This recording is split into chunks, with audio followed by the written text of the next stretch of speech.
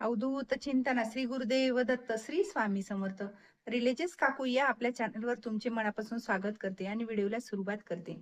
बघा, नैवेद्याचे ताट हे कसे वाढायचे हे आज आपण व्हिडिओमध्ये बघणार आहोत.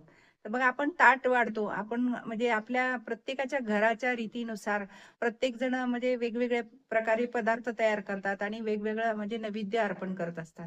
तर हे नैवेद्याचे प्रकार सुद्धा वेगवेगळे आहेत. एक 56 भोग आहे, आपण महानैवेद्य करतो आणि अगदी आपण जे काही साधं सोपा पद्धतीनं रोजचा नैवेद्य आपण ताटात वाढतो, अर्पण करतो, तो सुद्धा देवांचा नैवेद्य असतो.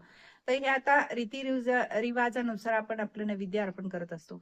आणि बघा, सणावारानिमित्त आपण म्हणजे स्वयंपाक तयार केलेला असतो आणि तो नैवेद्य आपल्याला अर्पण करायचा असतो. तर तो आपण कसाही वाढला आणि कुठला पदार्थ कुठेही ठेवला तर चालतं का तसं? तसं चालत नाही.